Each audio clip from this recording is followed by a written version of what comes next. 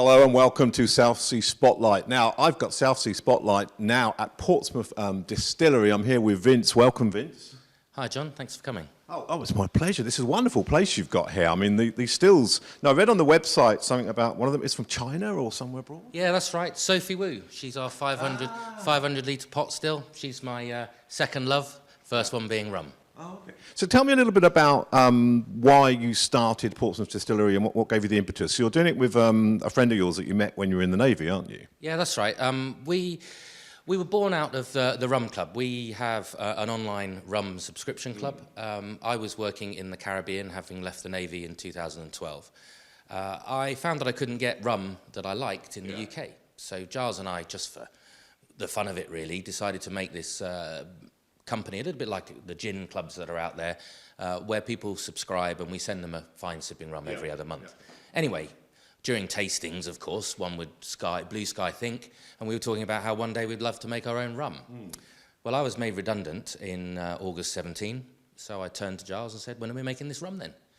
And he said, are you serious? I said, yes, and the rest, as they say, is history.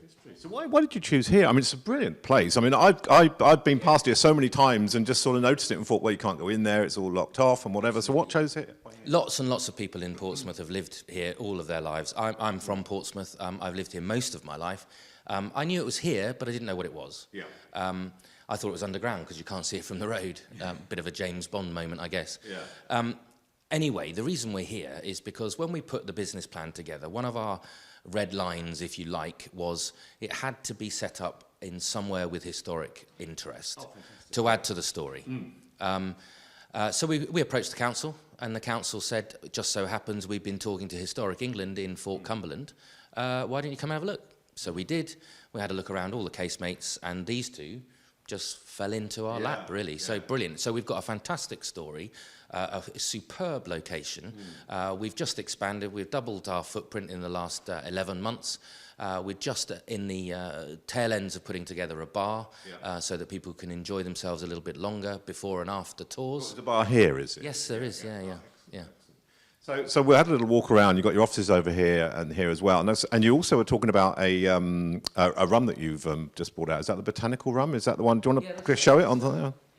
Yeah, this came out late summer. It's called Forum, and the whole idea behind Forum is really to take the gin drinkers from the dull, boring existence of gin into the Valhalla of rum.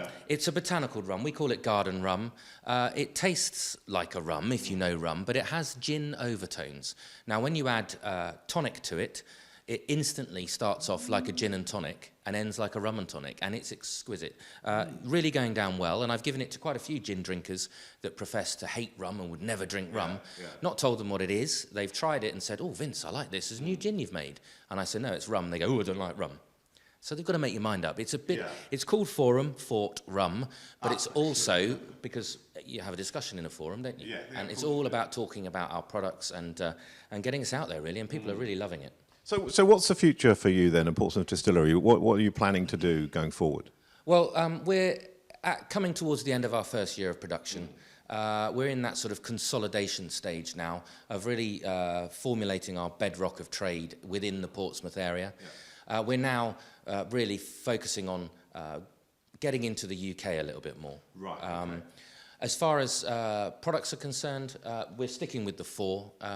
We did do a cider as well, Fort Cider. We're doing that again this year, with a view actually to creating a little sort of Hampshire Calvados area with a few other cider producers as well. So early next year, you should see another product from us called, it won't be called Calvados, but it'll be whatever. It'll be an apple brandy-based spirit. And of course, all the while we're standing here, we're aging our fabulous 1968 rum in ex-Jim Beam bourbon barrels, less than 100 metres from the sea. And when is that coming? Well, we'll have a 3-year-old and a 5-year-old. The 3-year-old is still a good 2.5 years away, because unfortunately we can't rush time. I popped the first barrel a few weeks ago, because you have to do that. And it's already turning, and it's exquisite. I mean, the 3-year-old is going to be absolutely fantastic. And unfortunately, viewers, I don't have the words to describe how good the 5-year-old would be.